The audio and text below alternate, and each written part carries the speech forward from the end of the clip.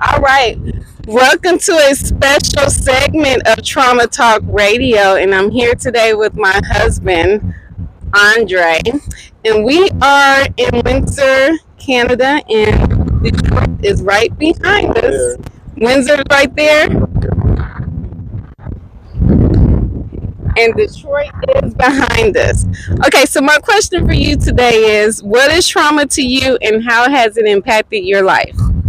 Wow, so trauma to me is when something happens to you that you don't expect to happen, right? So example of that is, I think the two most traumatic things that happened to me in my life was when my niece got murdered because she was only 8 years younger than me. So we had more like a brother-sister relationship. And I didn't even meet her until I was till she was 4, and I was 12. So, because her mother didn't introduce her to my brother until she was 4. So it was like a little sister always wanted, because I had 3 older brothers. So I was like, oh wow, I have a sister. So it was more like a brother sister relationship than an uncle niece relationship. And then the other person, so that was very traumatic when she ended up getting murdered, because at 16. So, because now even today, it's like I think about how my life would be if she was still part of my life. Because it's like, man, I had children now and stuff. And then if she had children, how life would be. So I know people say time heal all wounds, but some things like that, it never really get easier, because even if I think about it too much now, I get sad and stuff. It's sad. It's windy out here. That's why I'm doing that. But I will get sad if I think about it, though. It's the wind. Yeah, but I will get sad if I think about it too much, because I think about, like, how would my life be different if she wasn't still part of it. And then another person was like a sister, so she was like a younger sister. And then my older sister was like AJ mother.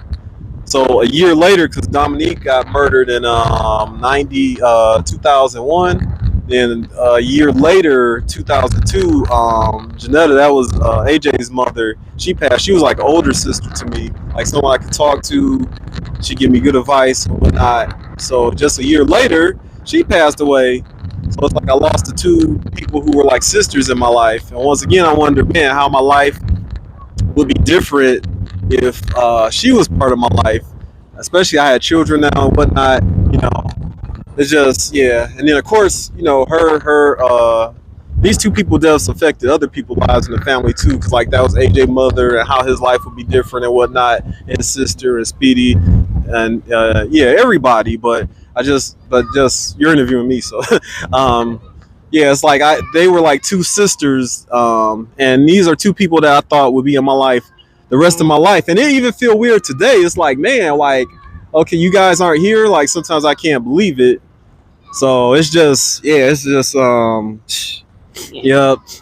Yeah, I'm sure we all can relate to losing a loved one that we just thought that would be around our entire lives. Yep. It's just, there's this certain people and then they pass away too soon, like Right, at an age soon. that's unexpected. Yep. And things of that nature.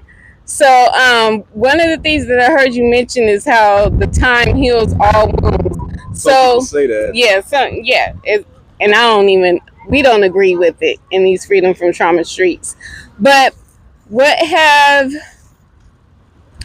the things that has helped you live with that reality and continue to, move forward in life despite that wound that may never completely heal? Because, So, so that's saying time heal all wounds to me. And this is just my point. That seemed like a cop out. Like somebody say, "Oh, well, time heals all wounds. Just forget about it, move on. You'll be okay later." But it's not just time. You need to do stuff. So by me, like talking about people, talking about the people that passed and how I feel about it, that helps. I guess helps. helps. Just looking at my life and like thinking about them still, and like wondering how my life would be if they were in it, but not in like a sad way, because like, oh man, they aren't here. I get sad and depressed, but thinking like happy, like, wow, I wonder would they be proud of me? You know, how would they feel about meeting my children, my wife, and seeing where I am in my life right now? You know, even trying to live my life, um, try to do things in my life where they would still be proud of me. Like, man, what would Janetta think of me, or what would Dominique think of me if I did this or that? So things like that, you know. And then I'm a Christian, so like I know we'll see each other again one day. But you know, I still wish they were here with me now. But yeah. All right.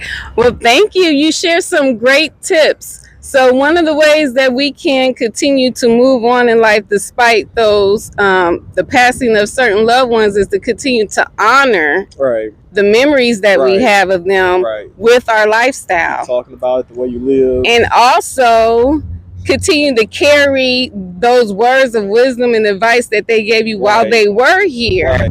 and continue to apply Right. it to your lives. Think about how you So, would live your life if they were still here watching Yeah. you.